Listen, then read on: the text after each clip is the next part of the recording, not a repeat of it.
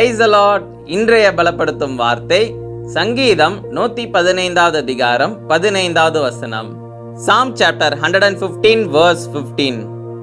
வானத்தையும் பூமியையும் படைத்த கர்த்தராலே நீங்கள் ஆசீர்வதிக்கப்பட்டவர்கள். Blessed are you by the Lord who made heaven and earth. ஹல்லேலூயா. இன்றைக்கு வேத வசனம் மூலமாக கர்த்தர் இன்னைக்கு உங்களை பார்த்து சொல்லுகிறார், இந்த உலகத்தையே படைத்த வானத்தையும் பூமியும் படைத்த கர்த்தராலே நீங்கள் ஆசீர்வதிக்கப்பட்டவர்கள். நீ ஆசீர்வதிக்கப்பட்ட என்னுடைய பிள்ளை என்று கர்த்தர் இன்னைக்கு உங்களை பார்த்து சொல்லுகிறார். அப்போ நீங்க ஒரு காரியத்தை நீங்க அறிந்து கொள்ள வேண்டும், நீங்கள் ஆசீர்வதிக்கப்பட்டவர்கள் என்று. கர்த்தரால மீட்கப்பட்ட ஜனம், கர்த்தரால நீங்க விடுதலையாக்கப்பட்ட ஜனம், நீங்க ஆசீர்வதிக்கப்பட்டவர்கள்.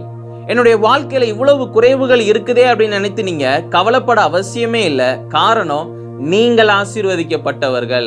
கர்த்தர் நிச்சயம் உங்களுக்கு எந்த ஒரு குறையுமே இல்லாதபடி அவர் உங்களை நிறைவாக உங்களை மாற்றுவார், நிறைவாக வாழ வைப்பார். அவர் உங்களுக்கு எல்லா தோல்வியிலிருந்து எல்லாவற்றையும் ஜெயமாக மாற்றி தருவார், உங்களை ஆசீர்வதிப்பார். அப்போ நீங்க என்ன செய்யணும்? காத்திருந்து ஜெபம் பண்ணுங்க, ஏற்ற வேலைக்காக ஜெபம் பண்ணுங்க.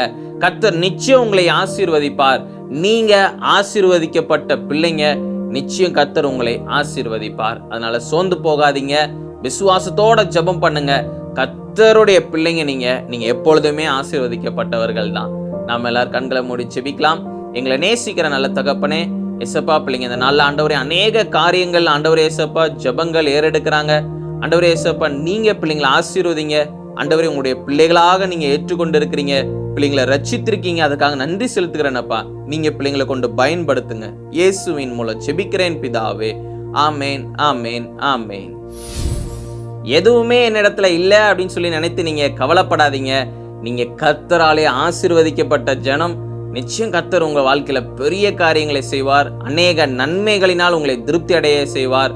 விசுவாசத்தோட ஜெபம் பண்ணுங்க, அற்புதங்களையும் அதிசயங்களையும் பெற்றுக்கொள்ளுங்க. God bless you. Have a blessed day.